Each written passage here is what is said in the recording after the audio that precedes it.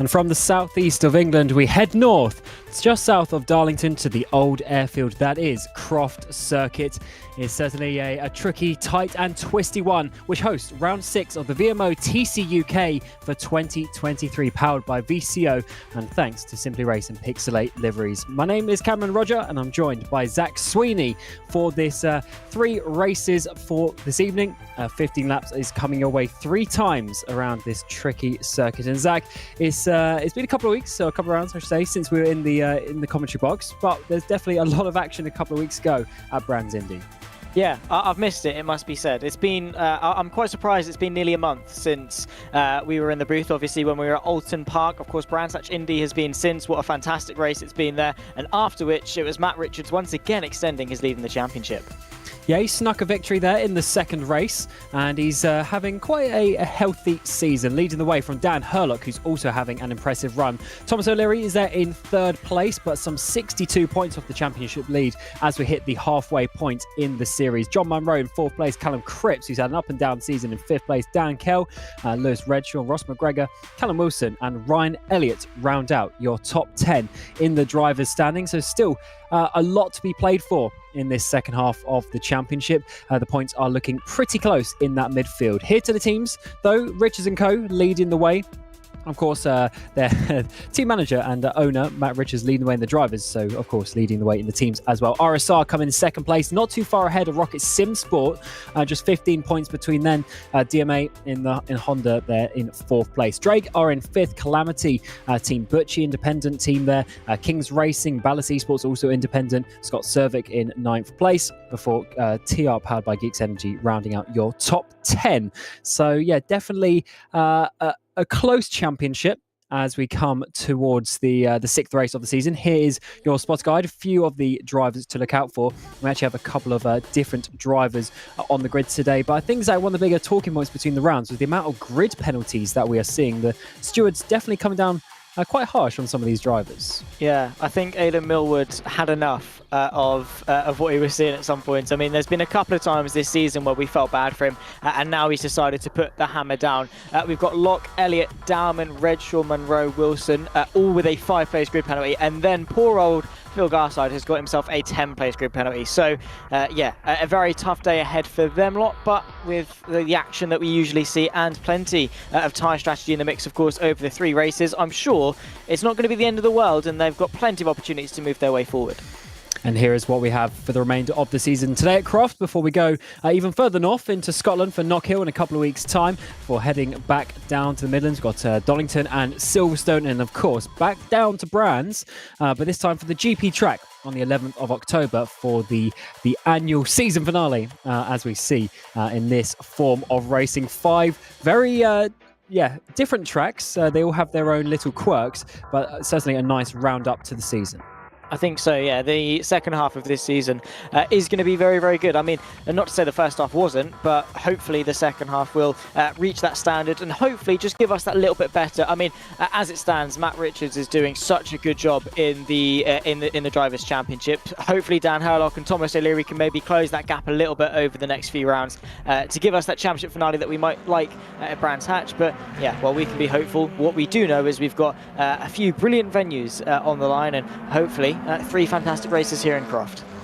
Yeah, so as Zach says there, 3 races coming your way, the standard sort of touring car format. So the first race we've had qualifying just in warm-up now. We'll get you the results in just a few moments. But yeah, the qualifying has the ballast already from the championship. So the ballast is quite harsh, actually, 75 kilos for P1, going down to 9 kilos for P10 in increments. And yeah, that for qualifying in race 1 comes from the championship standings. So those who are high up in the standings, like Matt Richards, he'll have those 75 kilos coming onto this before we move to race 2, which is just a result. The grid is the result of race 1, but then the ballast gets changed around to the result. So if you get the less ballast in qualifying, you get a good result in race 1. You then have to use that in race 2 before we get to the reverse grid race, and we get the spinny wheel on the screen to choose which grid position is reversed for that 3rd race. So definitely a nice format, Zach, and we've seen it work out and be very entertaining over the course of the first 5 rounds this season. Yeah, it's really played quite nicely, and obviously I like the randomization of the spinny wheel. As crude as it might be, it's a very good way to decide which gets decided. It can be anywhere from as low as 6, the top 6 get reversed, to anywhere as up to 12. So anywhere in that range is a bit of a grey area because you don't necessarily know how hard to push. If you're in P7, it could be a really good start for you in the reverse grid race. You could benefit quite nicely off it, or you could, be one place off starting from pole position. You don't really know, which means you've always tried to maybe got to push for more and always giving the drivers a bit of an incentive to go forward. And yeah, obviously as well with the tyre choices and using their soft compound tyre choice, a number of drivers already running out of races to use the soft compound tyre in. I mean, for example, Chris Butcher, he's run out of race 1s to use that soft compound tyre for, which means he's forced to use it over the course of race 2 and 3 for the rest of the season. So again, that tyre strategy, while they're not physically going into the pit lane, still playing a massive factor into their results on track. Oh, absolutely, because there's definitely quite a big time difference between lap time difference between the option and the prime tyres as warm-up comes to an end. And one thing I was just checking out for the standings as well, Herlock is second place, and we're saying what's about 39 points off Matt Richards. So that's a decent way, but he did miss the whole of round 2 at Snetterton. So with 20 points for a win, he could have easily got sort of that 39 points over that Snetterton weekend, and he would be up there with Matt Richards. So definitely, he's a driver I would say is one to look out for in the second half of the season. Got 2 second places last time out at Brands Indy. Matt Richards only getting the 1 victory there. So definitely a tricky sort of format that we have, and one that the drivers need to work out what's best to attack. Do you want to be faster in race 1 and 3 and then lose out in 2, or do you want to be sort of faster in race 2, but of course you have the weight for race 3? Yeah, it's that compromise, and again, I guess it's circumstantial from driver to driver. We have, and we were talking about this, the shift that we're seeing from Matt Richards. Instead of going for his usual, maybe going for the option in race 2 or 3, he's now taking it in race 1, because obviously race 1 is where he's got the most ballast. He's carrying in that championship ballast, so he's going to have the 75 kilos. He's maybe going to take the hit in race 1 ever so slightly with the ballast, but the soft compound tyre should still give him a good result. He's then going to take the hit in race 2, hopefully for them to see the result again in race 3. So instead of having 1 good race 2, he's now got 2 decent race 1 and race 3, which should, for him, hopefully, see him extend the gap in the championship to Dan Herlock. But yeah, it's incredibly close. I mean, looking at the results of Richards and Herlock, both have 4 wins. Richards has 8 podiums, Herlock has 7, and you couldn't really put much more between the two of them. And, well, hopefully they go toe-to-toe once again today. So the drivers go out for the formation lap for the first race of the evening. Here is your grid today at Croft. Dan Kell, Ross McGregor on the front row, Dan Herlock and Matt Richards in your top 4. So there are 4 of the big drivers up at the front. Callum Cripps and Thomas O'Leary rounding out your top 6, with Callum Wilson and Matthew Chogwin in your top 8. Very, very strong grid towards the front, and it's so close. The lap time's just a couple of tenths separating the top 10. Stephen Haley had a good result last time. Jack London in 10th place, Scott Cervic in 11th, and Jack Nichols for Kings Racing in 12th place. Tobias Blumsheen for Rocket Simsport, followed by Luke Mitchell and the other Rocket driver of John Munro there in 15th place. That's a bit low down for him. And Phil Morby in 16th place. Scott Mitchell-Marm is in 17th, followed by Ben Willis and Louis Hartley in 19th place. And the 75 of Anthony Hilton for Mellow Motorsports rounds out your top 20.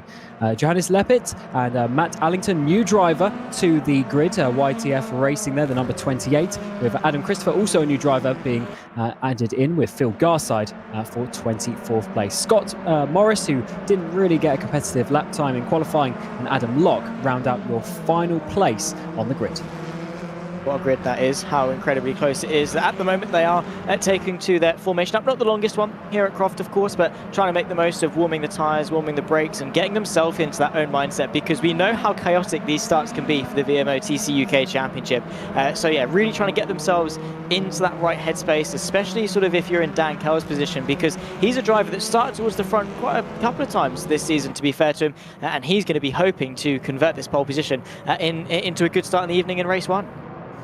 Yeah, 15 laps of racing to come this evening. 3 times, of course, for the 3 races. So 45 laps of action, and who is going to come out on top with that is looking pretty close in the championship. And as we enter the second half of the season, the drivers will be knowing that this is a crucial time to get those points to be in with a shout of some top positions when we get to Brands GP for the final race of the season in October. As the final driver, Adam Locke, lines up onto the grid. We'll get the 3 red lights, and then Dan Kell will be taking it away from pole position. He's got Ross McGregor alongside him. Who's going to get the launch? A long run down towards the first braking zone. It's certainly going to be a difficult one, and the lights go out, and away we go for the first race of the evening. Looks like it's been an absolutely horrific start for Ross McGregor. He's going to be under attack from Dan Herlock down in towards turn 1. He comes back on the braking zone, though, to retake that second place as they go single file in towards the first couple of corners. Contacted behind, that might be Hartley or O'Leary going for a spin. One of the Hondas is going around as the drivers try and work their way through. Cars off in turn 2 as well. Yeah, I think it might have been Stephen Haley losing a couple of places. I think actually he's been all right. He's stationary in 13th place, but definitely a lot of carnage and chaos. Even more in front of Adam Locke, who's had to slam on the brakes and take to the grass in order to avoid the carnage. There's more in front of him. I think Jack Nicholls taken off as well, or at least maybe his teammate Jack Nicholls actually able to stay up there in 11th place. But Adam Locke is, well, surrounded by carnage and chaos, let's put it that way. And in the opening moments, he did really well to stay out of contact. Yeah, I think that was Leppert getting spun around there as we came through the chicane. Very easy to do in these front-wheel drive cars, of course. All the pressure, all the weight on those front tyres, which means the rear can be very loose at certain points of the track. But the front, or 5 or 6, starting to pull away from the mid-pack, is really starting to spread out. Dan Kell, of course, trying to pull away. And being 6th in the championship, he hasn't got loads and loads of ballast, so he should be fairly fast in this first race. Ross McGregor now under huge attack from Dan Herlock as we come through the hairpin. Yeah, a decently sort of heavy braking zone. Unfortunately, it's not off the back of a long straight, so you're not on the brakes for very long, but you can see how hard this fight is. Jack London for Calamity Motorsport, a good day in the office, I suppose, for the forwards of Dan Kell and Jack London, both inside the top 10 and, of course, leading the way in the race. But he's got to defend off of Jack Nicholls, who's going to be very eager to get himself back inside that top 10, but no way through in the opening sector here at Croft. You've really got to wait and bide your time for the perfect opportunity.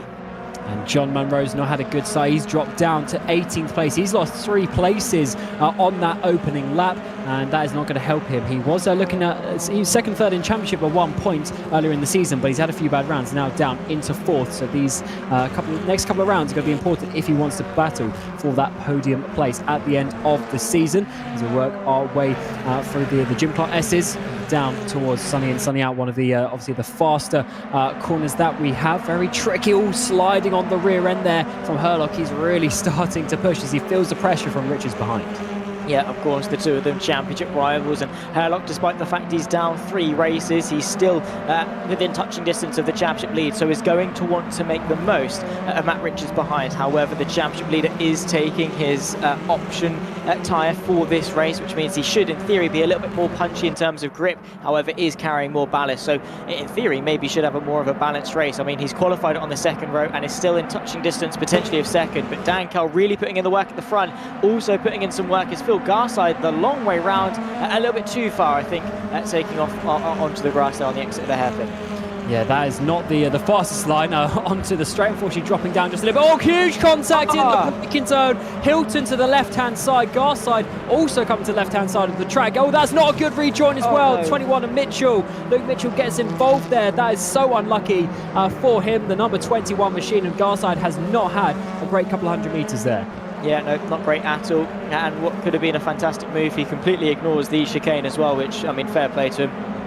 Because probably the car wasn't going to be too eager to responding to that. But yeah, to be spun around on a straight line and then unfortunately rejoining the path of Mitchell, not the way he would have wanted things to go. As we take a look, I think in the opening lap, this is Stephen Haley, yes, sending the move to the inside. Is the car that goes round, and then into the side. I think that was the initial bit that put Mitchell on the back foot. Yeah, it certainly was. As a couple of the rocket cars getting involved there. That's McGregor. And it might have even been how Munro lost some time there. Not the ideal situation. And those tyre stacks on the middle of sort of turn 2 and Hawthorne Bend and the chicane as well. They are actually solid. So they're literally concrete walls. So that's why some of the drivers are trying to avoid them.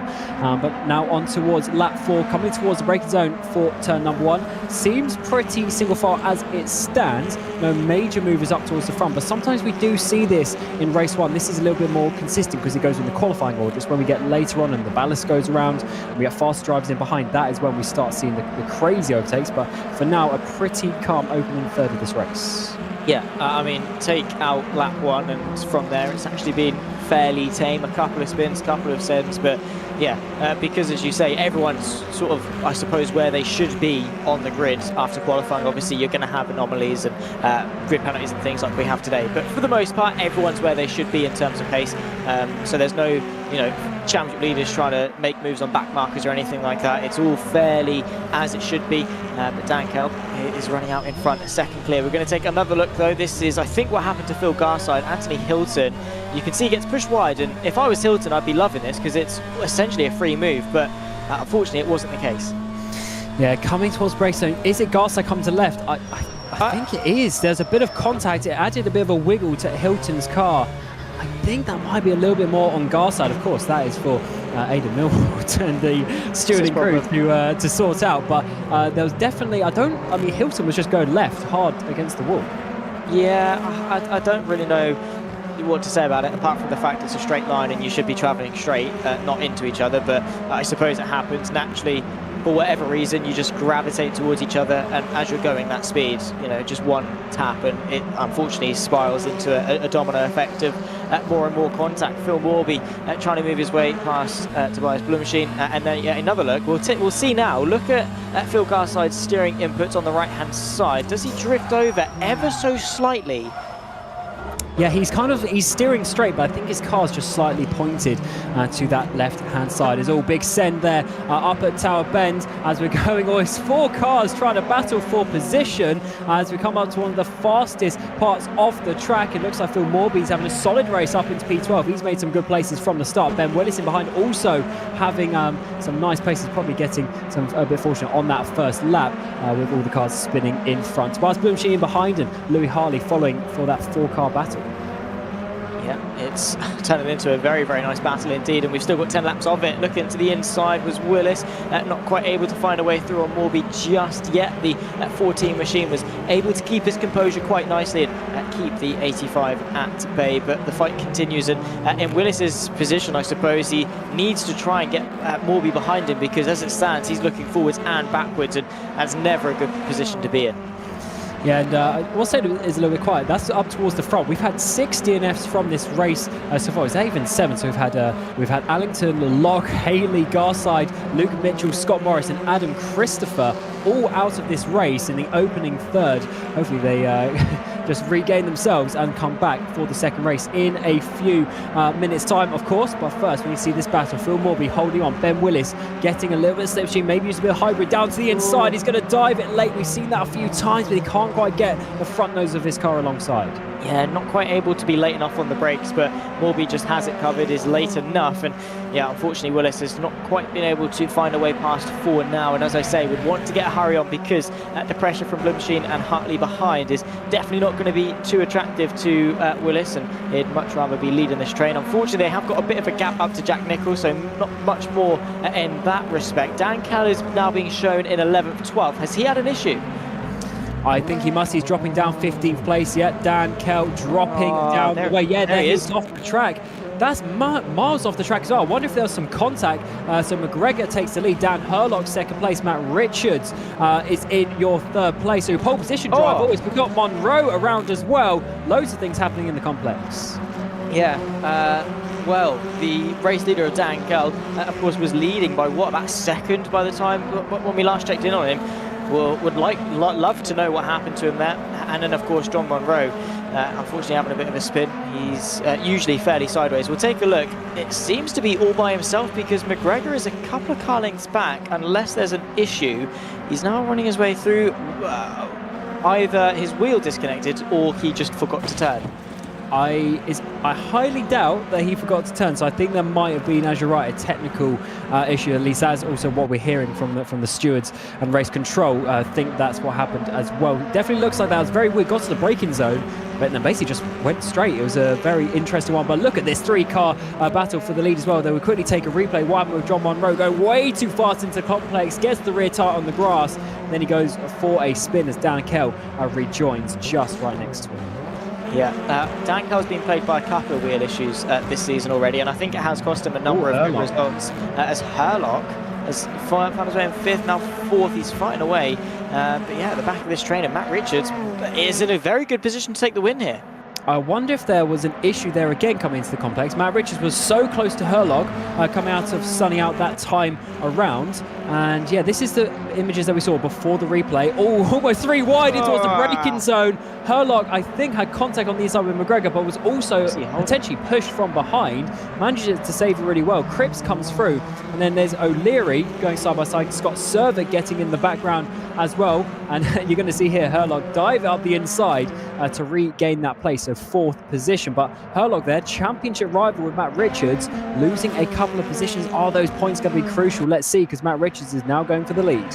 Yeah, and of course this is going to put him in good stead for the rest of the evening as well. Matt Richards very much in a good position right now, and well, we'll wait and see if that's going to be the case. And Herlock's off again. Well, he just went flying off the circuit there, and unfortunately he's rejoined the circuit and he's down to 8th place. So another issue has plagued the way of the man 2nd place in the championship. Yeah, now London and Nichols get past. We've got another drive, Zach Cripps dropping down. What is going on here at Croft? It was calm for about 5 laps.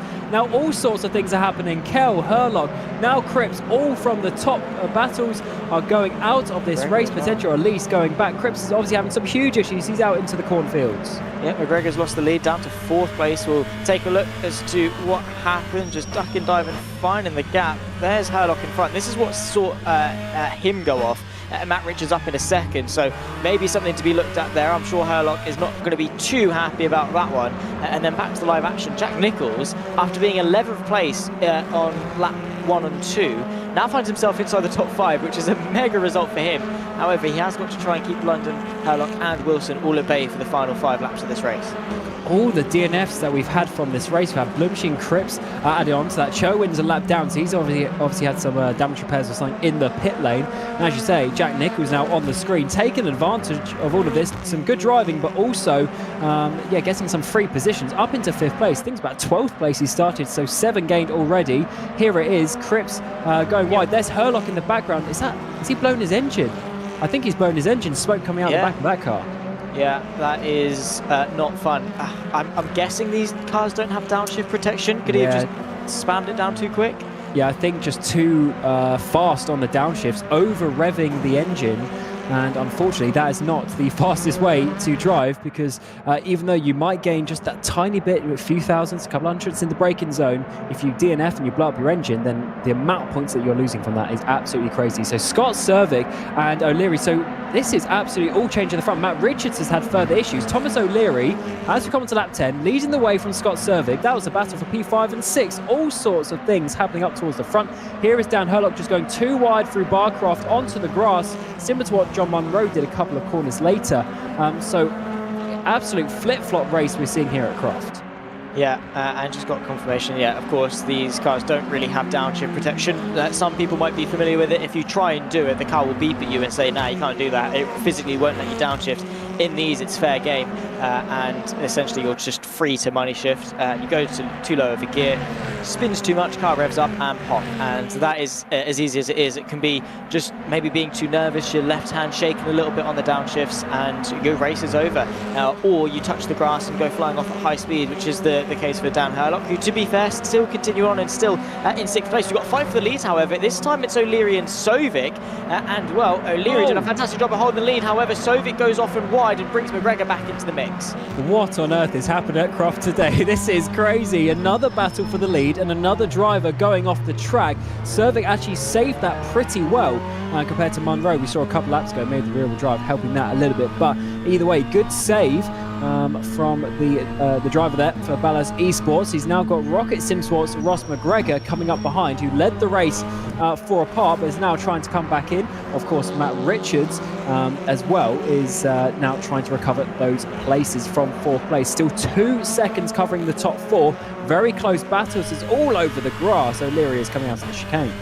Yeah, O'Leary doing his best in order to try and defend that race lead. Of course, he's only taken one win so far this season. It was, of course, race 3 at Oulton Park, so he'd like to double his tally for the season, and, well, has been given a perfect opportunity to do it right now. However, Scott Sovic is going to put him under a ton of pressure as we're on lap 11 of 15 here at Croft. Matt Richards trying to recover and maybe get himself back into race-winning contention. First up, though, is, of course, McGregor just ahead of him as they run their way through the double right-hand complex, and, well, he's trying to at least get himself onto the podium, because what a perfect opportunity this would be for more points in the championship on a day that Herlock has had a number of issues.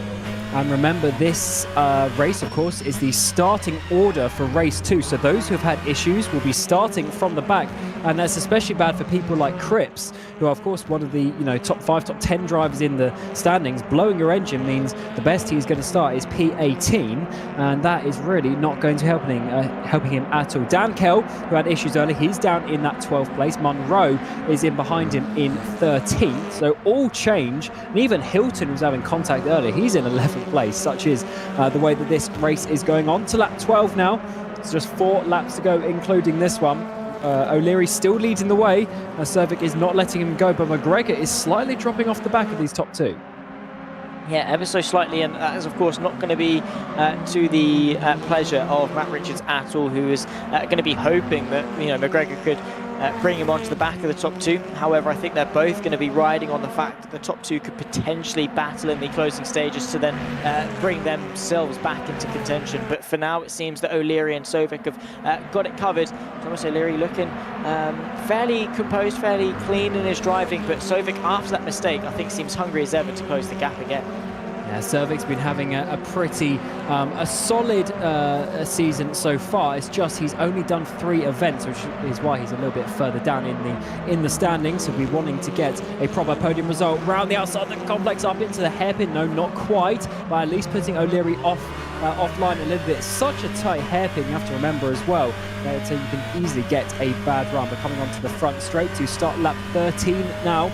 Cervic is really putting on the pressure. But a bit behind them, though, side by side, Jack Nichols, Dan Herlock, side by side, up towards the braking zone for turn number 1. Nichols trying to hold on to that 5th place. Almost been a contact between them. All the 3 rear-wheel drive cars in formation, as we have Callum Wilson in behind. Further contact coming through Hawthorne there in towards the chicane, and Nichols somehow holding on to P5. Yeah, he's done a really good job of defending that at 5th place. He's been obviously promoted into this position and been so consistent, probably one of the most consistent of the top 10 in all fairness. Not that that's a very high standard in this race. Bit of a lock-up for Nichols, and that does allow Herlock to close the gap ever so slightly, but does not allow him an opportunity to go for the move. But yeah, Herlock is going to want every point he can get out of this race. Yeah, certainly is. The championship is not in his favour as it stands. Matt Richards a couple of places up the road, and talking of him, he's looking to get Ross McGregor up in towards complex side by side almost again for the race lead. The top 4 putting on the action here at Croft, which is absolutely great to see. Cervic coming through the complex once again, tries to get a run towards final corner. Oh, further contact with Herlock and Jack Nichols. They go off into the complex. We had about 5 or 6 cars off at that corner, and this time the 2 Infinities go around. This has been an absolutely crazy race at Croft. Yeah, of course, both still inside the top 10, but yeah, not where they would have wanted to be at all. And it's unfortunate for Nichols, because it was a really good defence up until that point. We'll take a look as to how it happened. Nichols, of course, in the blue and yellow. Herlock just in behind the RSR Infinity, and just a massive squeeze takes them both onto the grass, and both off into the infield. That is the biggest squeeze, as you say, I've ever seen in my life. Nichols leaving absolutely no room, and Herlock going for a gap that also was basically not there, and closing very fast. So not the ideal situation. That shows you just how hard they fight. Let's look at this again from Herlock's on board. He goes to the left-hand side. There's about 90% of a car width. There's just about a car width now. Then Nichols closes him off completely. Of course, a bit of contact rotating the car as well, but still, that was some hard battling there between the pair of them. Of course, they go off. Herlock is in 7th, Nichols down to 9th. Well, that again, I suppose you you play stupid games, you win stupid prizes. Thomas O'Leary and Sovic having a very fun game out at the front, but they've got to be careful of McGregor and Richards closing the gap. Bit of a battle in behind as semi-defensive into the hairpin goes McGregor, and he retains third place. But O'Leary and Sovic both pushing the absolute limits onto the penultimate lap of this race. Now the final, lap 15 of 15. It all comes down to this. O'Leary's defended for the best part of maybe 6 or 7 laps, and now he's got to string it all together for one final time here in race 1. Who's going to get the first 20 points of the evening? O'Leary's held on for the previous 5 laps or so. Cervic's been doing a good job, but O'Leary seems to be very good in his defence. Cervic doesn't need to look in his mirrors too much. McGregor isn't close enough, and Richards I don't think is going to be doing too much there from 4th place, but O'Leary now just half a lap to go. Not long left to go at all, and I think O'Leary has punched it into overdrive a little bit. He's been able to build a gap of a couple of car lengths and has now stretched his advantage ahead of Sovic to about half a second or so. Matt Richards is going to be pushing as hard as he can to add to his podium tally of the season, and well, he's got Ross McGregor just ahead of him if he wants to be able to do that, pushing as hard as he possibly can, searching for the gap, but unfortunately no way through as it stands for the championship leader. Thomas O'Leary, if he keeps it clean, I think this is his to lose. Yeah, he's definitely got a couple of car lengths there, and for Matt Richards, 4th place is still a good job. It's still extending his lead in the championship by 3 places as it stands to Herlock. Contact as you come through the complex, maybe a move in towards the final corner. He's gone for it. Huge send down the inside. Contact, McGregor leaves him no space. Side by side to the line, it's going to be O'Leary taking the first race of the evening. Cervic in 2nd place. Who is going to get 3rd though? It looks like it's going to be McGregor just about on the exit of the final corner. Matt Richards, he tried everything there to get past, but that was just a little bit too far back, and I think in the end possibly just gave that place up, because that would have been a bit of a dirty move in the head. Yeah, he licked it, he stuck it, he sent it, and unfortunately it wasn't quite delivered in the end for Richards. It was a very good effort, but McGregor just had it covered and was like, nah mate, you're not doing that, not today, Sonny Jim, and he finds himself taking that 3rd place. Hopefully we see more of that over the course of the evening. Race 2 and 3 yet to come, and a very chaotic way to open up the evening here in Croft, it must be said, but well, Thomas O'Leary is going to be elated as to the fact of the number of people that had issues. Yeah, what a crazy race. 17 drivers finishing. That is not the type of stats that we want with 26 starting this race. We've got Cherwin here coming through the final couple of corners. He's 2 laps down, so fair play to him to continuing after obviously having some crashes and some issues. But that is race 1 done here at Croft. Oh my God, what an opening to the evening. This is going to be a great spectacle, I think, for the next 2 races coming up. Here is your results though. Thomas O'Leary from Scott Cervic in that battle in the final couple of laps. Ross McGregor just holding on to Matt Richards for 4th place. For 3rd, I should say, Matt Richards in 4th. Callum Wilson there, the other Richards and co-driver, inside your top 5. Jack London, solid result from him in P6. Dan Herlock, after all of the issues, somehow ends up in P7.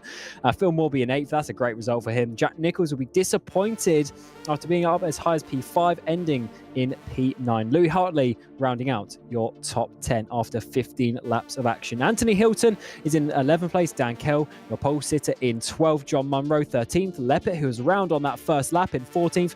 Mitchell Marm, Ben Willis, Cherwin round out your drivers, finishing the race at all of your DNFs. Cripps, Blumshine and Allington on debut this season, starting with a DNF. Adam Locke, Stephen Haley, Phil Garside, Luke Mitchell, Scott Morris and Adam Christopher also on debut in P26. That was some absolute scenes, and it is just going to continue. So we'll be back in a few minutes for the second race of the evening.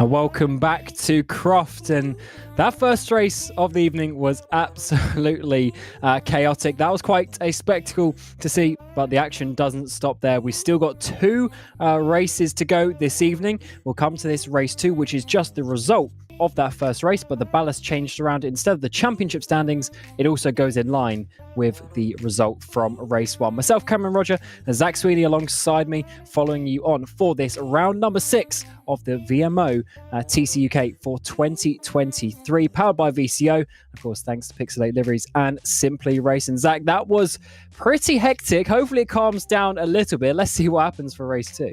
Yeah, fingers crossed it's going to be maybe a little bit calmer, but still the same level of excitement and sense. Let's try and see if we can compromise it a little bit and maybe have less carnage, but this, more excitement over the course of race 2, which, maybe hopefully there should be. But yeah, race 1 was definitely one we're not going to forget any time soon. And well, bring on race number 2. Let's see what we got in store. Yeah, absolute scenes. We had all the drivers going off the track, and at pretty much every corner of this Croft race circuit as well. There aren't loads of corners around this track, but all of them were being used and being used too much in certain ones. Especially, Zach, that area at the complex was quite something. We saw a lot of drivers, though. We'll just get to the grid for this second race. Of course, formation lap coming your way. It looks like of course, Richards and Co.'s car there.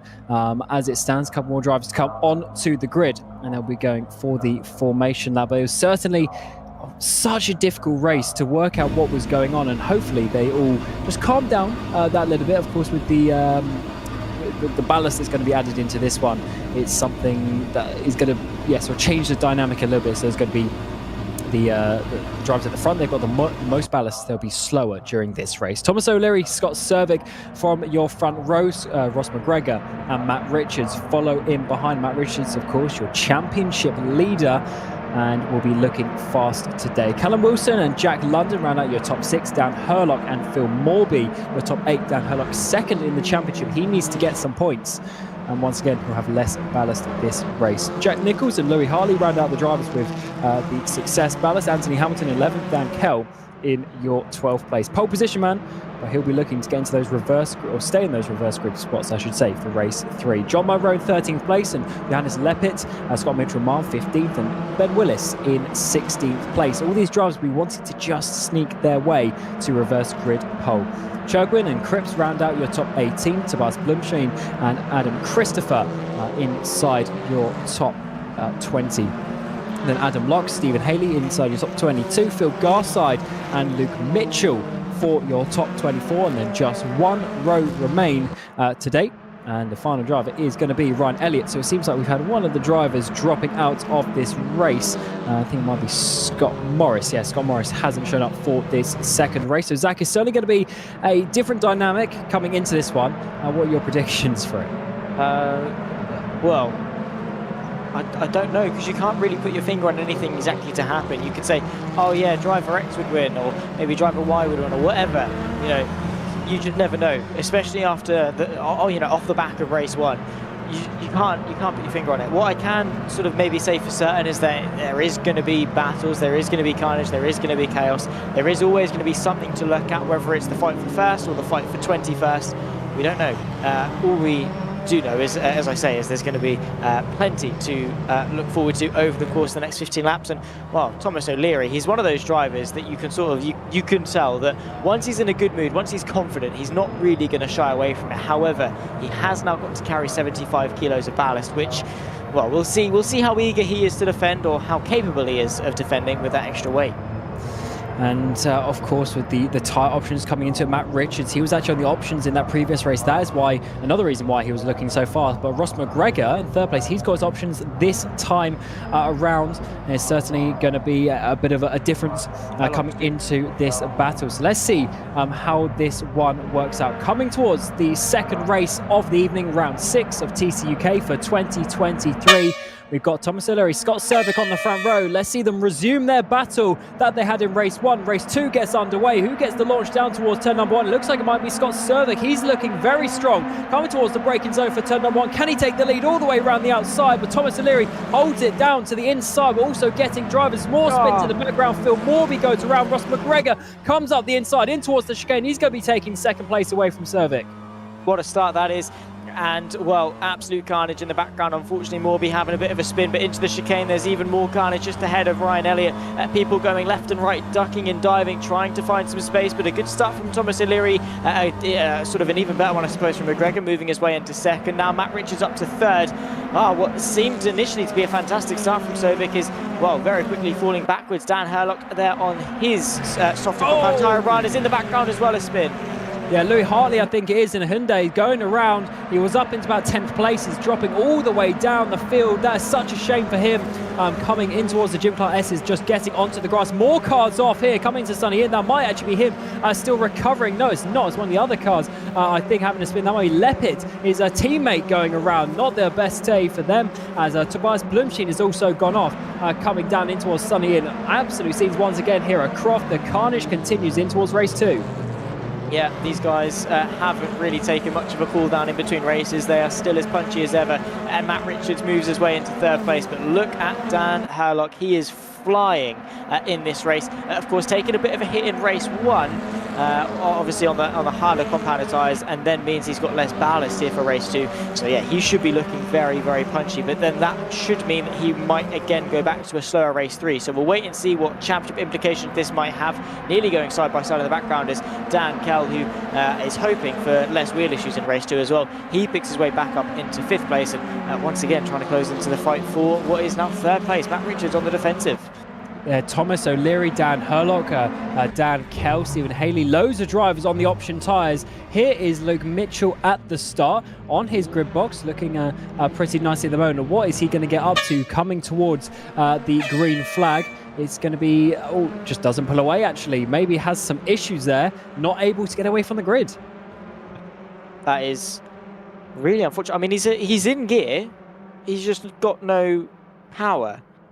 It's probably, I mean, he's got steering, so maybe his pedals have had an issue, I suppose. Not sure. A bit of a weird one to work out. There's Herlock down the inside in towards the hairpin. No, I thought he was going to have a bit of a dive.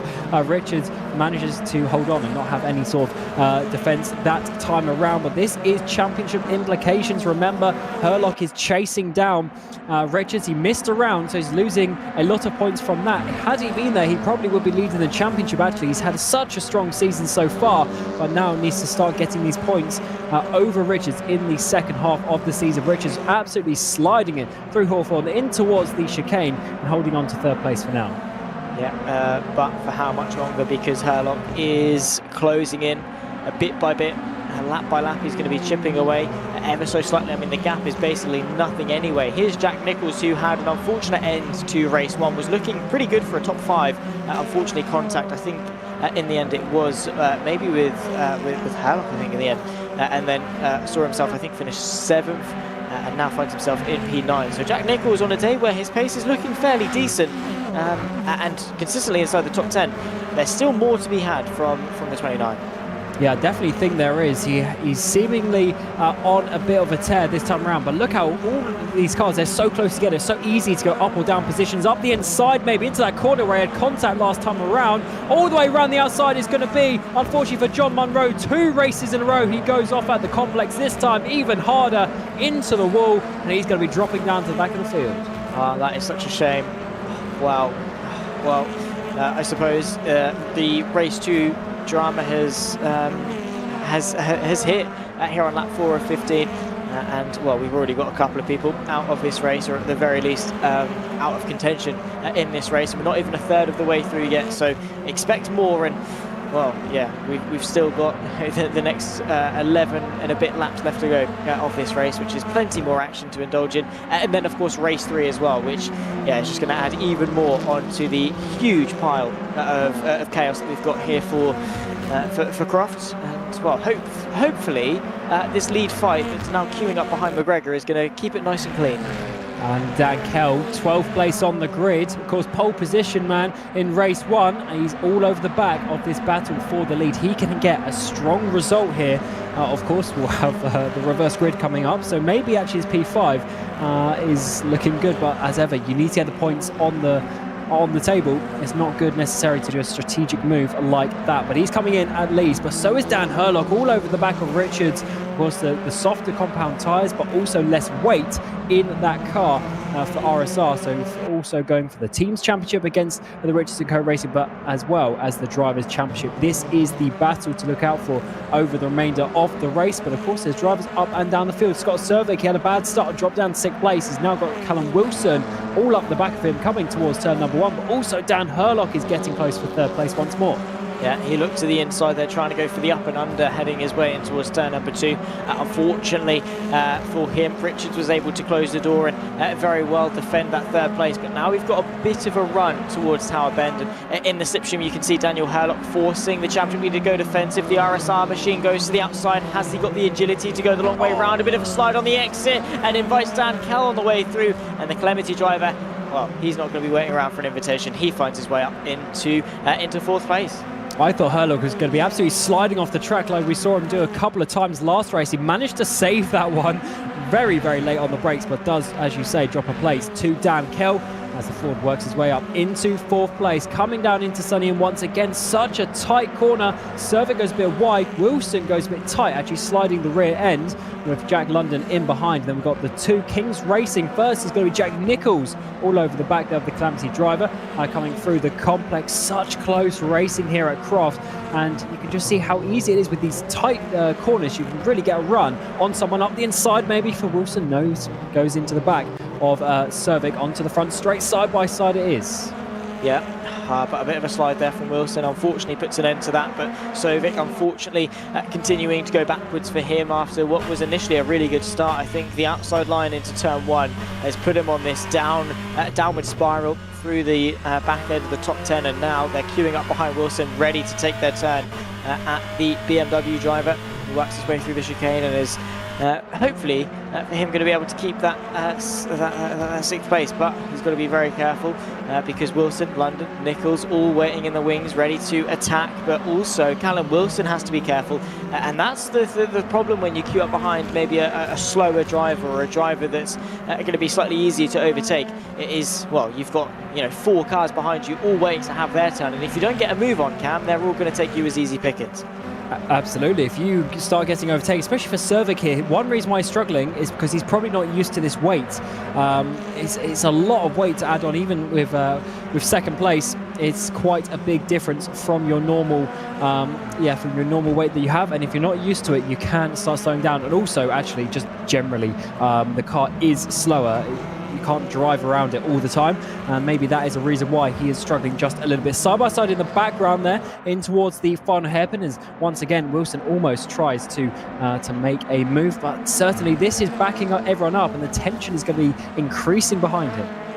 It is, and it's going to be rising and rising and rising until it gets to maybe a boiling point, and at that point it will erupt potentially into even more carnage and chaos in behind, because you've got so many cars so close together, and the probability of something going wrong is going to increase with each lap, because the drivers are going to get more desperate, they're going to get more keen to go for moves, and now Callum Wilson is forced to go defensive because to the outside comes London. He tries to hang it the long way round going through the right-hander, but Callum Wilson's got it covered, and well, for now he is able to stay in 7th place. But again, coming back to that point, it's overtake or be overtaken. Certainly is, and these points are crucial as well as ever in the championship. A couple of points here and there might be the difference when we get towards the end of the season. If not those couple of points, it's the cumulative nature of that over the course of the season. Of course, 10 rounds, 3 races a night, so therefore 30 races. If you pick up an extra couple of points every race, that is a lot by the end of the season. Cervic really holding on now in towards the complex, and now the final hairpin is going to be the triple 4 in behind him. Can't find a way past for Wilson. Once again, he gets a really good exit, or at least a good apex, but he can't quite find his way past. Cervic using his hybrid probably to defend down this straight, side by side slightly in the background as well. Mitchell Marm tries to hold on for Cripps. The 2 BMW Richards & Co drivers trying to make moves. Yeah, but nothing really changing, unfortunately, into turn number 1. Jack London still searching for a move on Wilson, who himself is still searching for a move on Sovic. They've lost so much time to the top 5 fight as, well, everyone is giving their absolute all. We tick over into the second half of race number 2, and this is really where things start to rise and rise and rise, nearly exponentially. The closer you get to the end of the race, the more likely drivers are to go for something maybe a little bit silly, a little bit wide from Scott Sovic, maybe sees Wilson have a bit of a look, and well, you can see there he's got a sensational run, but nothing really able to happen as they run their way through the next sequence of corners. Is in the background. Well, there we go. Wow, Cripps there. That is a move you don't always see through the Jim Clark S's. Just out of picture, but he managed to make it work.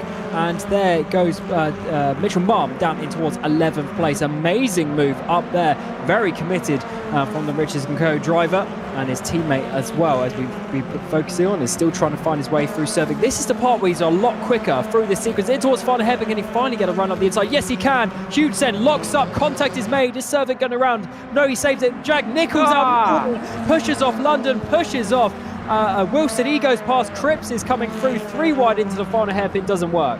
Yeah, 3 wide coming out doesn't either, and unfortunately one of them got pushed off in the end. Jack Nichols incredibly aggressive and finds his way into 7th. Will he be able to keep it by the race's end? And after Aidan Millwood has had his say as well, that's something else to keep in consideration. But Jack Nichols, at least for now, is up into 7th and now leads the fight ahead. Well, trying to chase on Scott Sovic. Back to this fight though, because Dan Hurlock and Matt Richards have both been overtaken by Dan Kell, who finds himself into 3rd. So Dan Hurlock really struggling to find a way past Matt Richards. I suppose for Richards, his main priority is to keep Hurlock behind him.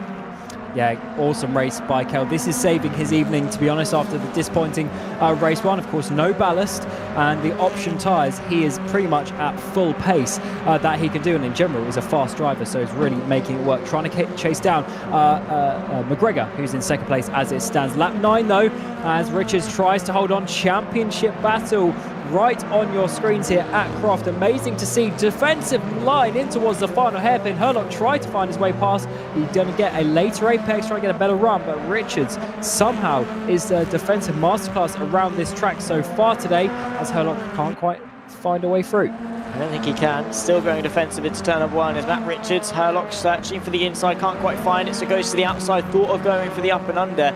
But Richards once again had that covered as well. So you saw there Hurlock went for it, then realised he couldn't, so had to back out of it again and then make the corner. So Richards is positioning his car in such a good way and making it as wide as possible, so much so that Daniel Hurlock really can't find a way through at all. And into the final third of this race, once again, Richards goes defensive, just planting the car in the middle. And Hurlock is just, there's no answer to it. There's nowhere really you can overtake. If the driver in front knows how to defend, Croft is a very difficult circuit to overtake.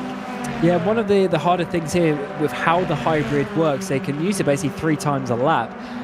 But there's only really 3 proper straight sections, out of Tower Bend, out of chicane, and out of the final corner. So if everyone's doing it at the same points, then of course that is not too much. But you could save it for a bit of a burst here up towards the complex. I think that's what we've seen a couple of times so far today. Maybe that's what's caused the issues. Contact between the two in the braking zone once again.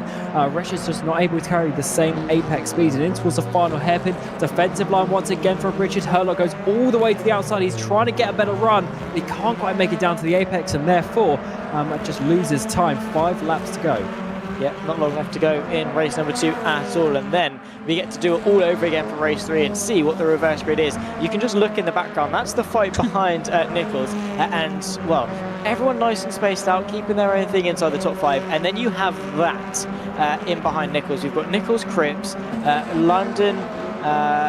You've then got Mitchell Marm as well. Scott Sovic just about able to stay in the mix there with Wilson. So yeah, plenty of cars, all occupying a very small amount of space, and the potential for things to go wrong is just growing and growing and growing. And well, we've already seen what happens when it tips over the limit. Yes, crazy races at Croft today, and this is what we love to see though from VMO TCUK, especially when it's this battle here. This has been so far a very clean, very tense battle between the two. Maybe not side-by-side battles all the time, but Hurlock trying to find a place just to get the nose off his RSR car up the inside of the Richards & Co racing driver, but not finding a way through just yet. Richards actually has a bit of a gap this time around. as the RSR car driver drops back a little bit. Cripps on the back of Nichols now. Nichols locks up, coming in towards the complex. That's going to make him slow in towards these final couple of braking zones. Contact between the two again. Cripps, can he dive down the inside? He's going to try, but Nichols knows that. Push him out the way. That is a bit of a pit maneuver, and up goes the BMW the inside, but Nichols is going to come back. He's getting his hands dirty, is Callum Cripps, obviously after his small incident a little bit earlier on, is very feisty, and unfortunately it's not quite worked out for him either. He pushed Nichols very wide, so much so that he completely missed the apex by a country mile, and then unfortunately still for him wasn't able to actually get himself past in the end anyway. So Nichols was able to hang on to it despite that, and is in 6th place. So yeah, Cripps not afraid to do the dirty work, I suppose, but yeah, there are definitely cleaner ways to get a move done. Yeah, that was quite something, and I think potentially giving that place to Nichols, because Nichols was quite a way ahead when we got to that first corner, even though I was expecting him to get a bit of a bad run, being pushed out of the way. So definitely some touring car style love taps coming the way, but when we start seeing pushing out of the way, that is when it starts to get a little bit over the limit. So let's try and keep it clean, boys. Coming in towards the final couple of laps of this race, Nichols holding on, Cripps in behind. He's all up the back of that Infinity, coming through, sunny out. This might be the run that he needs, and yes, it is. Nichols goes, he spins from 6th place, and Cripps goes through, and so does London, Mitchell, Wilson as well. Where is Nichols? He's all in the fields, coming back onto the track. Yeah, Jack Nichols going for a bit of a Croft safari on the infield section of the circuit there, and well, that I suppose that's the problem with driving the rear-wheel drive car, because again, the rear wheel touched the grass, spun a bit quicker, had that balance, and around he went, unfortunately, and yeah, put an end to what could have been again a very, very good race for him. He's going to be hoping that the reverse grid is going to be to the top 12, so much so that he starts on the front row. Could definitely see him maybe getting a podium or even a win if that is the case, but that's a 1 in 6 chance of happening. We've still got Matt Richards and Dan Hurlock fighting it out there in formation throughout the circuit, and have lost so much time to the leaders and are just in their own little pocket of a racetrack here. I'm so surprised that they've been able to get to this situation, just showing you the massive speed difference between the drivers at the front and the drivers at the mid-pack, especially with how it works with the ballast and everything like that. If you get towards the front and you're feeling good, but Hurlock there touching the grass, he did that last race, spun around, this time he managed to save it, but oh wow, that was a huge moment once again for the RSR driver. He's really fighting for this. He wants to get those extra couple of points ahead of Richards in the championship. He's fighting for every single thing that he possibly can, and even if that means losing points to O'Leary, McGregor and Kell, he knows his main fight is with Hurlock, and he's doing everything in his power to prevent him from finishing in front and closing the gap, which fair play to him, because he knows Hurlock is one of his biggest threats, if not the biggest threat. On to the penultimate lap of this race, like 14-15. Matt Richards, well, at some point the defences have to crumble. Surely Hurlock's going to at least have a look at some point in this race. Oh, I don't know, he's pushing too hard. He's actually losing time over the last half a lap, and that's giving Richards a really nice clean run with 1 3/4 laps to go in this second race of the evening. Of course, we still got the reverse grid race. We have the spinny wheel after this race to work out the reverse grid position between 6 and 12. So it might be one of these drivers, Scott Cervic, he might just get the reverse grid pole if he can keep himself inside the top 12, and it is that number chosen. A little bit in behind, he's got Leppert and Haley side by side coming out of the chicane down towards Tower Bend. Who will be on top as you get towards the braking zone? Looks like Haley in that Honda on the outside is going to be able to make it. Can Leppert do anything on the inside there? Maybe a bit of contact. No, there isn't. Leppert holds on though. He does. He's done a really good job of hanging on, and well, what a battle this has proved to be for so long. I mean, these guys fighting up and down the field, and yeah, just goes to show that no matter where you are on the grid, you are always going to have a fantastic level of competition, so much so that you are going to be forced to push to your absolute limits. Leppert still on the defensive from Stephen Haley there, basically matched as they exit, but still no way through, at least for now, for the Honda Civic driver of Haley and Leppert, able to, for now, hang on for 12th. But the more they fight, the more time they lose to the fight for 10th, with Jack Nichols maybe under a little bit of pressure from Scott Cervic. Yeah, definitely a couple of positions to be had as we come on to the final lap of the race. Yellow's in Sector 3, more cars around, and once again we had so many DNS from this race. Mitchell, Munro, Elliott, Willis, Blumshine, and Hartley's a lap down. That's big for Munro and Elliott as well. They're high up in the championship as it stands. They'll be losing some serious points this time around. Munro is in 4th place, and Elliott 10th place in the standings, winning the previous race 3 at Brands Indy, and on to lap 15 of 15. Cervik there in P11, and I don't think he's going to be able to do anything on Nichols for that top 10 as it stands, but it's Thomas O'Leary leading the way by 1 second at the front from Ross McGregor. Yeah, Thomas O'Leary has really taken this race, by the throat, and has just run away with it as much as he can. McGregor's been close, but not quite close enough really to put much pressure on. And yeah, as I say, Thomas O'Leary, like I said at the start of the race, when he's in his mood, when he's in his zone, when he's motivated for a win, going off the back of that race 1 win, he just said, yeah, this is mine. And, well, here he comes. And we don't often see this, but 2 race victories in a row, even including the ballast. Great driving from Thomas O'Leary. 3rd place in the championship. He is coming for some points today. Ross McGregor in 2nd place. Dan Kell from 12th place up to 3rd. He's going to be absolutely loving that one. Matt Richards holds on for 4th. Dan Herlock in 5th. Cripps and London get their 6th and 7th places. Mitchell Marm in 8th, but all sorts of scenes in behind as we see the battles continue through the final hairpin. Haley just about overtake Leppit there for that battle. Crazy things happening here today at Croft. And once again, Zach, it just continues, and we still have 1 race to go. Yeah, I'm looking forward to that final race, let's put it that way, because if it's anything like the first 2, then we're in for a lot of fun, fighting up and down the field. And well, Thomas O'Leary really deserving his victory there, and well, 2 wins in 1 night. He is definitely not going to be shying away from that. And well, let's see what the reverse grid is going to be for race 3, and well, we'll go again. Certainly will. But before we get to the spinning wheel, let's get the results of that 2nd race. Thomas O'Leary after 15 laps from Ross McGregor, and then Dan Kell in 3rd place. Matt Richards is in 4th. Daniel Herlock in 5th place. Cripps, London, Mitchell Marm, Callum Wilson and Jack Nichols round out a crazy top 10 with all these battles. Scott Cervik from 2nd place down into 11th. He'll be a bit disappointed with that one. Stephen Haley, Leppit, Phil Garside, Anthony Hilton and Phil Morby round out your top 15. Adam Christopher Churgwin and multiple other drivers there finishing off this 2nd race, and definitely once again not quite the standard of racing that we would hope. 5 DNFs in the end, as we were mentioning, the big names of Munro and Ryan Elliott, race winners and podium place winners as well, but unfortunately coming a cropper to Croft. Here's the spinny wheel though, P6 to P12. Who is going to be getting the reverse grid pole? That is what we are here to find out, and it is going to be top 6. That is going to be a very tricky one for some of these drivers. We'll be hoping that it's P12, but as it stands, that's going to be Callum Cripps on pole position. Wow, bring it on. Race number 3, here we go. Certainly indeed. So we'll be back in a few minutes. We'll be bringing you through the action for this race 3 reverse grid race for round 6 of the TCUK 2023 here at Croft.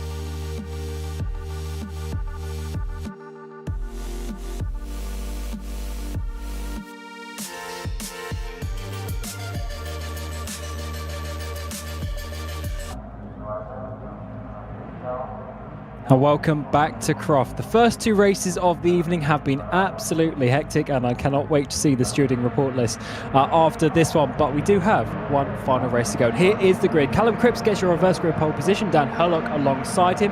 Championship leader Matt Richards just in behind with Dan Kell, your pole position man earlier, and podium place driver in fourth place. Ross McGregor and Thomas O'Leary round out the reverse places before we look at the results for race 2. Jack London and Scott Mitchell-Marm rounding out your top 8 places on the grid. Callum Wilson in P9 with Jack Nichols for Kings Racing in P10. Scott Cervic in P11 and Stephen Haley, who's having a pretty decent round today, up there in P12 for DMA. Phil Garside in 13th place, Anthony Hilton in 14th, Phil Morby 15th, and Adam Christopher on a debut today for Quatermass in 16th place in the Cupra.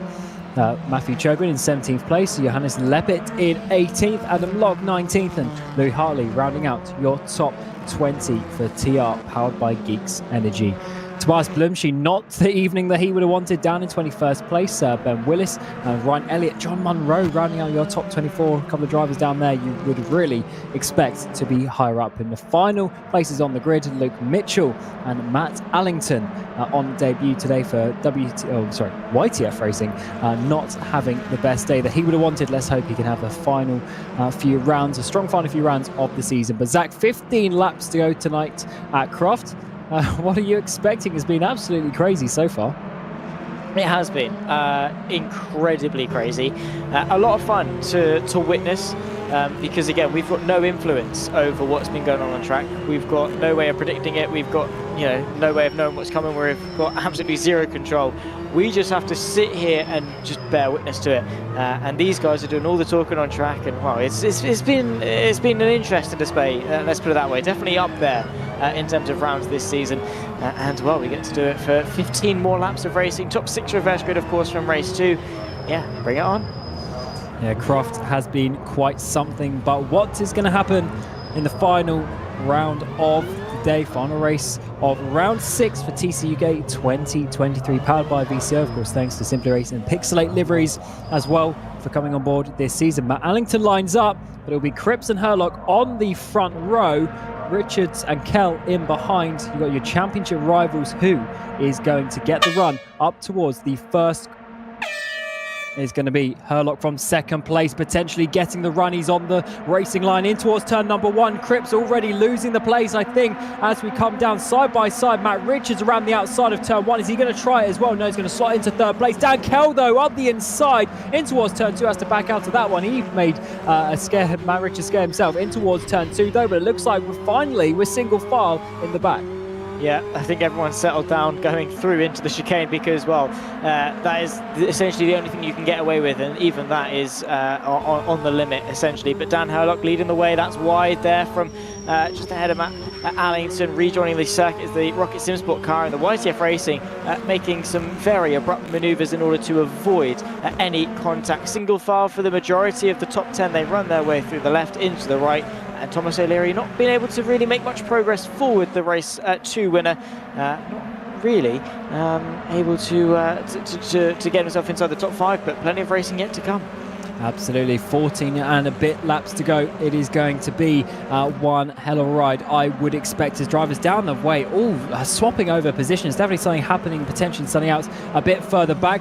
Oh yes, it is. It's Tobias Blumschein. He was the one dropping down and making the tower go a bit crazy at the bottom there. He's not had the night that he would have wanted. Dan Kell off the final corner gets a bit of a run, but once again Richard seems to get that drive in second, third gear out of that final corner. Dan Kell though all up his rear bumper, goes to the left-hand side in towards the first braking, so Richards covers him off, but in behind, is it going to be O'Leary making the move on McGregor? No, can't quite find a way past. Of course, these top 6 being reversed, which means also the success ballast follows that as well. So O'Leary with the most weight in it, it's coming through turn 2 on that in the previous lap though. Where is the contact going to be? Oh, it looks like it's at Munro, I think it was, dropping down as there goes his teammate coming past. Absolutely not what Munro would have wanted. He's been in the grass every race so far.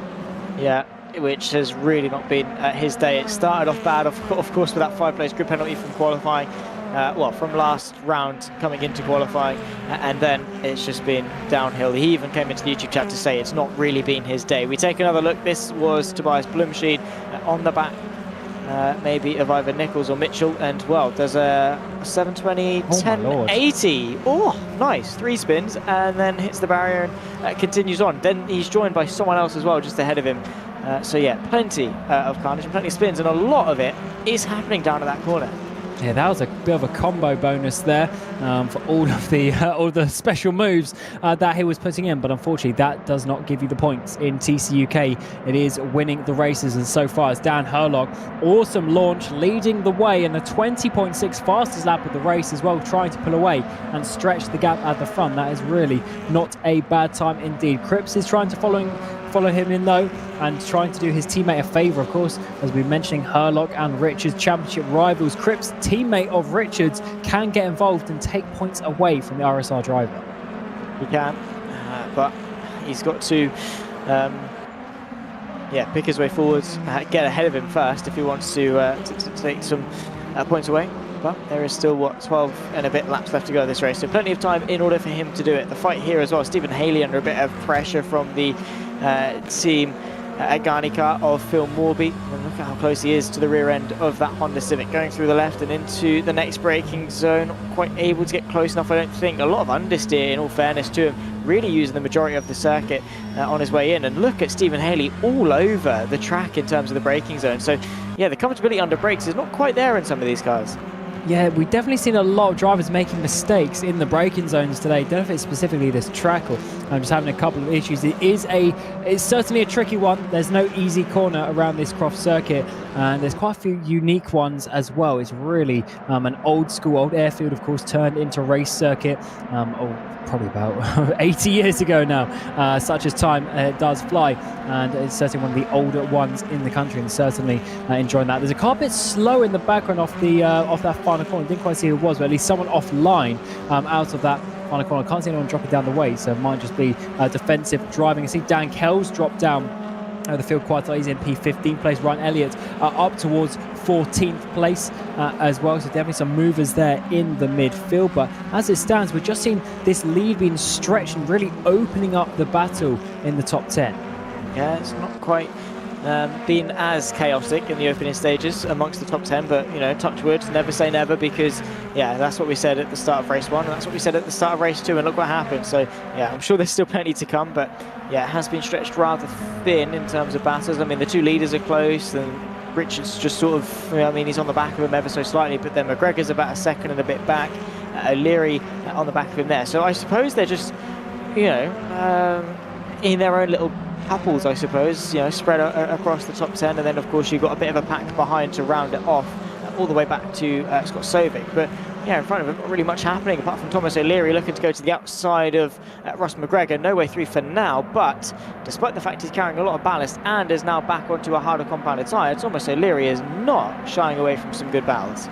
He certainly isn't. Matt Richards, though, with the fastest lap of the race, so still in that 3rd place. It is not over for the race victory. The race is definitely long enough to chase down a driver as yeah, you can definitely sort of work your way a few tenths up at a time. The gaps aren't that big. And then behind, we've seen the two Kings Racing cars getting close. They've been close all night. Scott Mitchell won 7th place, with Jack Nichols in 9th, being separated by Wilson in that 8th place. Coming down towards Tower Bend, and O'Leary, he's had such a strong evening so far, getting a couple of race victories. That is something that we really do not see, being able to hold on with that weight ballast in the middle race, and now trying to chase down McGregor. But McGregor, less ballast in that car, and he's also been looking fast this evening.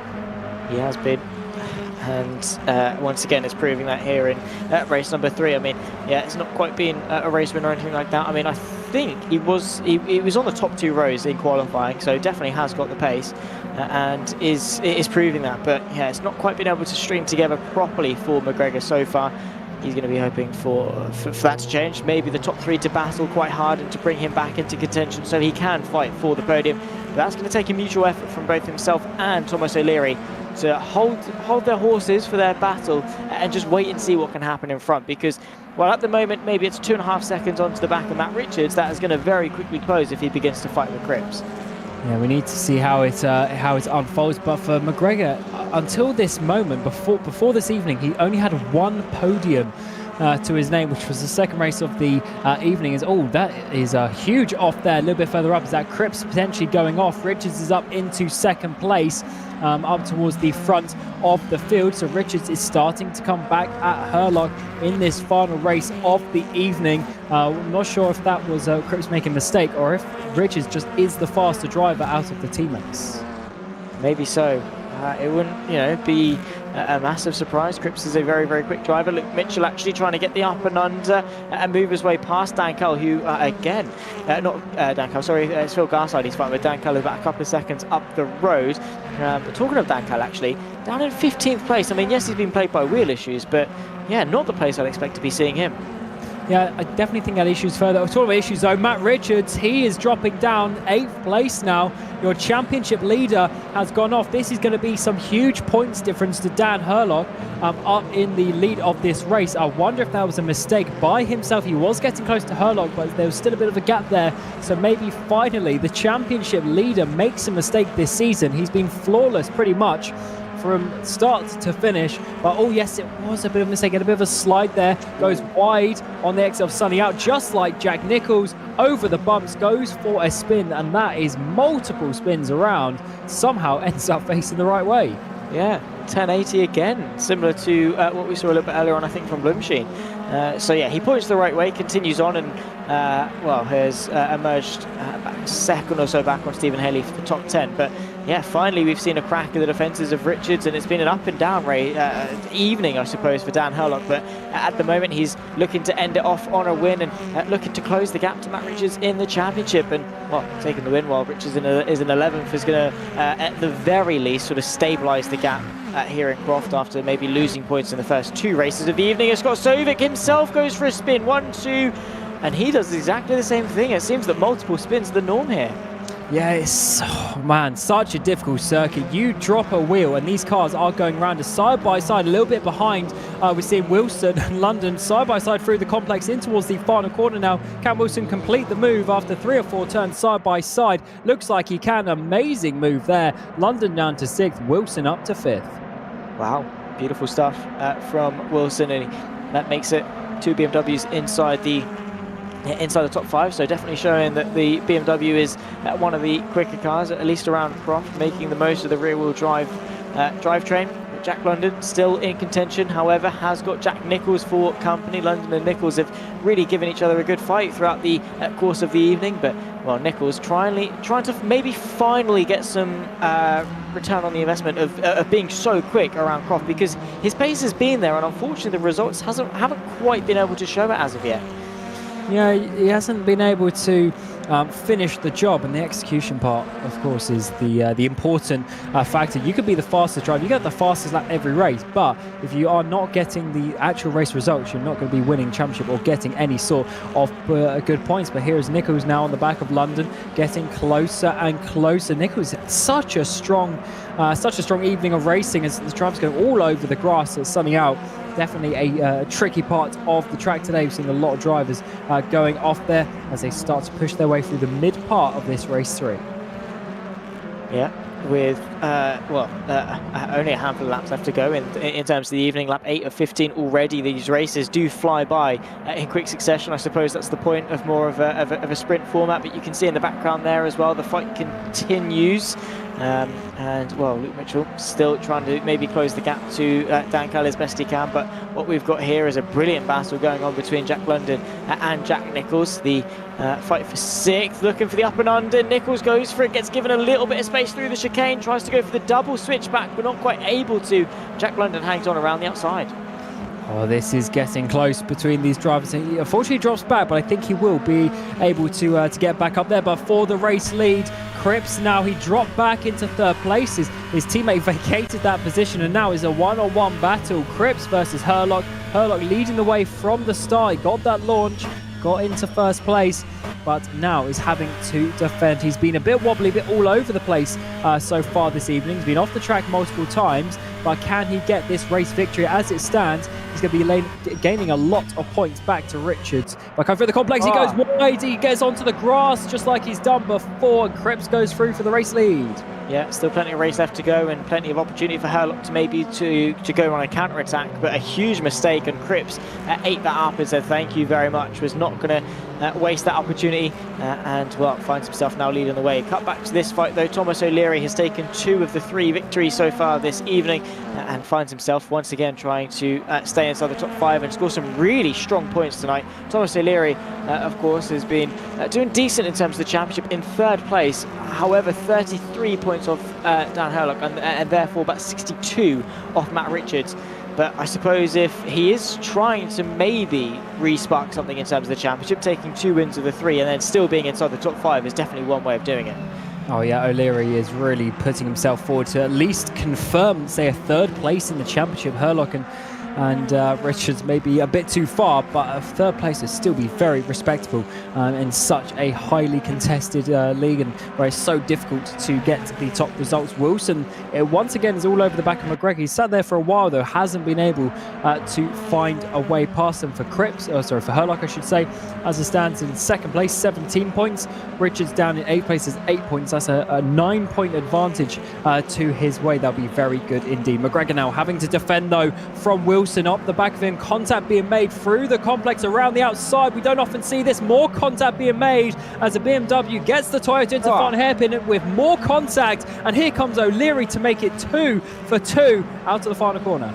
Yeah, he gets a good run as well, which is not something you often see with a bit of a send to the inside of the hairpin. They are going to have a drag race towards turn number 1. You can see the Rocket Sim Sport car trying to hang on. McGregor has the inside line, but what can Thomas O'Leary do? The long way around, not quite going to pay off for him, but Wilson able to secure 3rd place. Brilliant bit of racing between the two of them, and nearly a perfect opportunistic move there from Thomas O'Leary. And, well, Wilson has not wasted any time in clearing off. Yeah, what O'Leary did there was not only giving himself the opportunity, but as this, we'll come back to it in a second though. 3 wide in towards turn 1. Mitchell round the outside makes contact with Morby. More contact, and Mitchell once again is into the barrier today. He's had so many little issues so far, and unfortunately that is another one. Scott Servick is there involved as well. He goes off into the grass. Ben Willis is having a bit of a slow exit, and side by side now Hartley trying to get through. Adam Locke makes it 3 wide down towards Tower Bend. Who is going to come out on top? Because they are side by side still. Ben Willis on the outside. That is going to be as Hartley pushes him wide. They try and get the run up towards Jim Clark. Yeah, continuing to go side by side as well, waiting for a good opportunity as well. You can see just in behind is Locke as Wills tries to go for the up and under, but there's contact once again.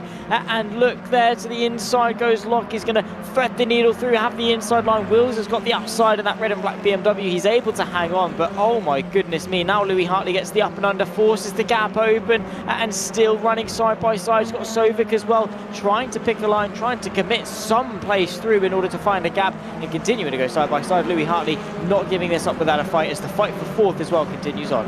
Oh yes, side by side through through Hawthorns, I should say, as that continues through up towards the chicane. McGregor 4th place. There's going to be Nichols and O'Leary battling that out. That is getting very close for that 4th place, as we just have 4 laps to go remaining in this race, and lower down that battle continues, but the drivers are spreading out. But what is that bit of a sink from Scott Servick after amazing first race, now down in 18th place? Yeah, he's just been falling backwards, really. I mean, starting from the front of race 2 and then tumbled down. I don't know what's been causing it. I think maybe just losing rhythm too quickly, maybe not quite having the race pace, but his potential definitely is there. We now follow Jack Nicholls as he's got Thomas O'Leary now finding his way past. A very easy move, a bit of a tap maybe to send Nicholls wide, but O'Leary again finds his way up now inside the top 5, and Matt Richards looking to the inside of Jack London. Bit of a slide as well from the championship leader, trying to make the most of his recovery and score as many points as he possibly can in this race to limit the closure that Dan Hurlock is going to get in race 3. Yeah, if he can get these 4 extra positions, that's going to be an extra 5 points for him, which could be very big in that battle with Hurlock by the time we get towards the end of the season. So definitely look out for that Richardson co-driver to be making some moves in the final 3 laps of the evening here at Croft. It has been an eventful one. There's been a lot of contact. There's been a lot of spins for individual drivers as well. It's been pretty crazy, to be honest. And let's see how this one finishes. Matt Richards trying to get the run now on the back of London down towards Tower Bend. Can he make a move up the inside? He's going to have to be decisive. He's going to have to be late. And he does so up the inside. The space is left for him up the inside. And he makes it stick just about on the exit. London can't hold on. Yeah, he's not quite been able to. But again, still a couple of laps to go, so we might still see something yet from the Ford driver to maybe spark himself back into contention. You can see there Thomas O'Leary getting a little bit argy-bargy with Ross McGregor. Once again, the fight for 4th as Wilson has taken off and left these guys in the dust to fight for the scraps of 4th place. O'Leary there on the left-hand side of your screen. That's the right-hand side of the circuit. It's the long way round. Ross McGregor gives him the space. It's the inside line once again for the Civic. The 59 machine now once again has the outside line as they run their way in towards the final corner at the hairpin. Is he going to go for the switchback? No, he's not. He's got to be so careful though, because Nicholls tries to get the run and unfortunately not quite able to find a way past.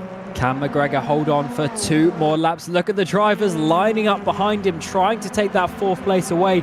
The top 3 have absolutely gone up the road, and it is now the 4th place is the highest that they can all get in this time span. O'Leary, he's had a couple of wins. Can he make it? All top 4s throughout this event here at Croft. He's been trying the whole race, this race 3. He's been trying, but he can't quite find his way past. Richards actually was getting pretty close to Nicholls, coming down towards town. Maybe use some of the hybrid around the outside is going to have to be. The 2 drivers continue to be side by side. Bit of contact between the 2. We know Nicholls likes to race hard. And up towards Jim Clark. Is Richards going to have to just about back out of it? No, he's going to keep it in there. Side by side between the 2. Round the outside of the King's Racing driver. Contact is made and Nicholls loses the place. Yeah, he's fallen victim once again and fallen back into 7th place. A bit of a lock-up once again, so London may be looking for a way through soon as well. But yeah, Nicholls very aggressive on the inside, bit of contact, nearly sent him sideways, spearing off into the barrier, but he's able to hang on to it. Now with just over a lap to go, Jack London looking very threatening in the rear-view mirror of the Infinity. But has he got the line maybe into the hairpin? Not quite close enough on this occasion, but look at this, we've got 5 cars still all within contention of 4th place and 1 lap to go. Last lap time, last lap of the evening, side by side up towards turn 1. Can O'Leary make it? He's making McGregor think about it, at least in towards the first braking zone of the lap. That is 1 done, just a few more to go, a couple of kilometres. McGregor goes wide though. O'Leary's going to take advantage up the inside in towards the chicane. No way McGregor's going to be able to hold that on the outside, and Richards is going to absolutely love this one up the inside as well. He gets O'Leary. McGregor cuts the chicane, holds on to both of those places. He's going to have to give that back. And so we're going to see Richards get up. Oh, huge contact. Nicholls in towards the barrier. He goes off. What's happened there? Yeah, he's just then spearing off. He's lost the rear wing and has lost his chance of any good position in this race. And once again, 3 races in a row, it's been great potential for Nicholls, and unfortunately not a very good delivery. Whatever happened just there, he's not going to be very happy about it. Not long left to go in this race, of course, between Callum Cripps and Dan Hurlock, and I think Cripps is just about going to hang on to it. Hurlock led for such a long time. He got the lead in turn 1, but it was Cripps in the end who managed to make the overtake and get in front. And Cripps takes the race lead and the race victory here for race 3 of 2023. Croft round 6 for TCUK. Hurlock in 2nd place, Wilson in 3rd, and Richards will take 4th place after an amazing final couple of laps, making up 4 places and really recovering some good points for the championship. Thomas O'Leary, amazing evening from him in 5th place. McGregor will take 6th from London in 7th place. Ryan Elliott will recover to 8th place. That's amazing for him, considering he was right at the back after race 1. And the final couple of drivers come out the final corner, including Scott Cervic, after a 2nd place in race 1, will get 15th to finish the evening. And the worst result, of course, for Sovic, but with his pace, he definitely would have wanted more. This is Jack Nicholls. He unfortunately did not have the best of races whatsoever, running his way a little bit wide. This is, of course, with his fight that he saw a little bit earlier on. There's McGregor going slow, and that is the contact that caused him going off. Just the car in front going slower than he expected. Yeah, Nicholls also kinked to the right. I think that might have been in an overtaking opportunity as well, but just slightly misjudged it. O'Leary is trying to keep it safe with the whole situation with McGregor going up. And yeah, that was certainly pretty messy coming into the first few corners of the lap. And you see there the massive tyre barriers just in the background covering off that chicane, making it so difficult. But here's your results for the final race of the evening. Cripps and Herlock taking the 1-2 with Wilson and Richards in behind. So 3 Richards and co up in the top 4. I think that's probably the first time this season where they've all had a good race at the same time. O'Leary in 5th, McGregor in 6th place, London Elliott's round out your top 8, Haley and Mum rounding out your top 10. And it's, of course, been an incredible 45 laps of action. And Anthony Hilton will get P11 like he got in the first race of the evening. Churgwin in 12th place. Garside and Willis in 13th, 14th. Scott Cervic in 15th with Adam Locke in 16th place. Jack Nicholls will, I think, get 17th in the end, but looks like Louis Hartley is getting that as well, with Morby and Leppit there rounding out the second page of results. And onto the final page, you've got Allington and being the final car to finish, with the DNFs of this race being Mitchell, Christopher, Dan Kell, Blumsheen and Munro. So big day for Munro, losing loads of points in the championship. Rocket Sim Sport as well, not having a good day. Dan Kell from 6th place in the championship, he lost points. So Zach, this was a very crucial evening for the championship, and I think the standings are going to look quite different next a couple of weeks time when we get to Knockhill. Yeah, they're going to be interesting. I think I'm looking forward to seeing exactly what the gap is, because Matt Richards had not a standout week, but a couple of good results. Herlock, his pace was there and it was very, very strong, but again, not quite able really to deliver on it. So maybe it's balanced out a little bit.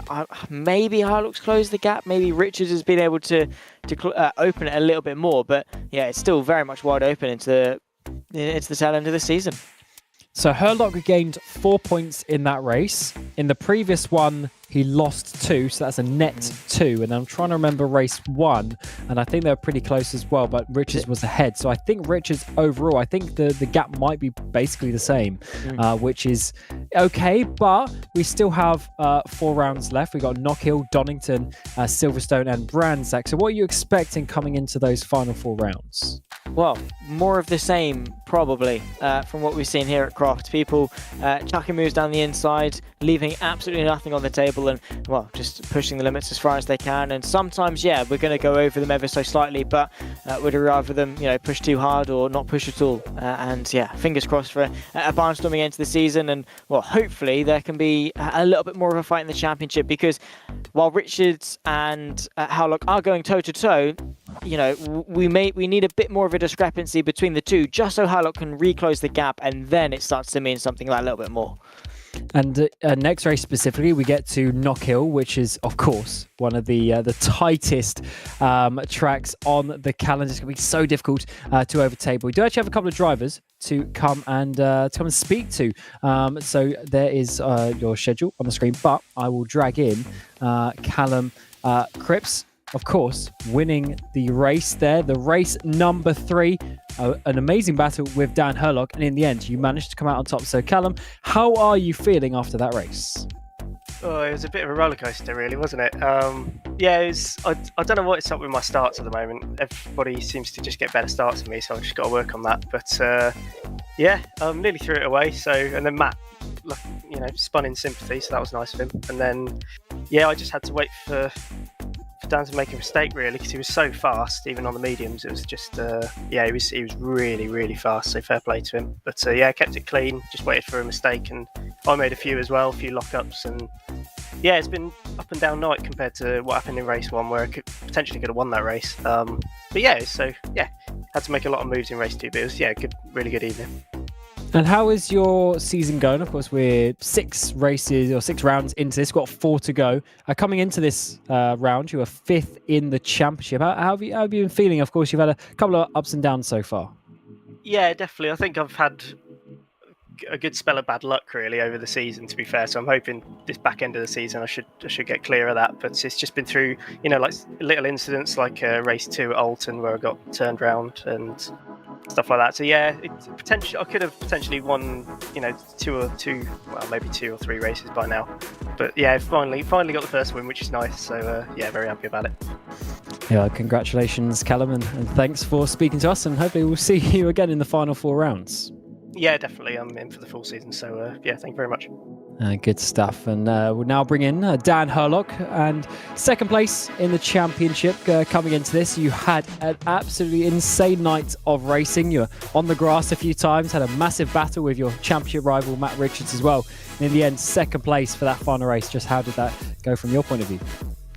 Yeah, I mean, the whole grass incident, that wasn't ideal. Yeah, considering we had to build a new setup in very short time that race, because our old one would just spit us off into the grass constantly. So it's not too bad. It was faster than I was expecting, to be honest. But yeah, I guess with Matt doing his little pirouette in race 3, it's not too bad, points wise anyway.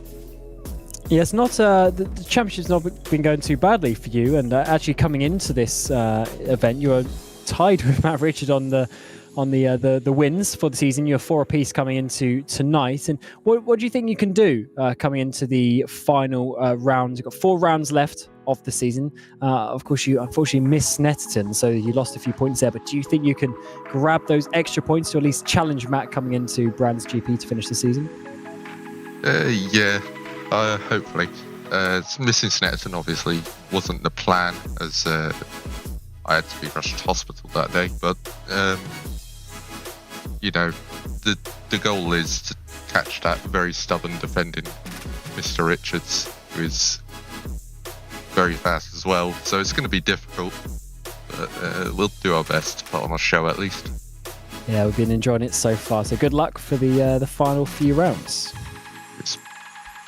And lastly, we'll bring in Matt Richards, of course, championship leader. For once, actually, you made a bit of a mistake today, or a couple of mistakes, Matt. It was a little bit of a tricky evening for you. Just how was that for you? Yeah, not too bad. As Dan pointed out, the change in a few of the physics meant that we had to build a few different bits into the setup just to consolidate a few things. But there was still a few little bits left in, and unfortunately caught me out. Sent me for a little bit of a pirouette, as it was named. Decent evening. Gained points on Dan in race 1 and 2, lost it all in race 3. But just trying to keep the gap that we've got and just build it forward. And looking forward to Knockhill, of course, an even more tight and twisty, tense track to race at. How are you looking forward to that, or not, just with sort of the nature of that circuit? It's going to be a tough one. The RSR boys have definitely got an advantage on us on the setup. There's something that they found that we're still sort of picking our brains on finding at the moment, but we're making what we have work. So if we can just find a few little things, the curbs are a big problem for us at the moment, and Knockhill is it's all one big curb. So, trying to fix that and just make sure that we're stable for the races, and more importantly quick, so that we can keep beating those RSR boys. Yeah, of course. So yeah, good luck for the final few races, final 4 rounds of the season. Thank you. So that concludes round 6 here at Croft. It's certainly been a hectic evening of races. 4 races to go, including, of course, Knockhill in just 2 weeks' time. Myself, Cameron Roger, and Zach Sini will be back in the commentary box. And, of course, we want to just say a big thank you once again to our partners at VCO, Simply Race, and Pixelate Liveries. But there it is, 30th of August. We'll be back for Knockhill. 24 laps each race. It's going to be quite a spectacle once again. But that concludes here from Croft. And until next time, we thank you for watching and goodbye.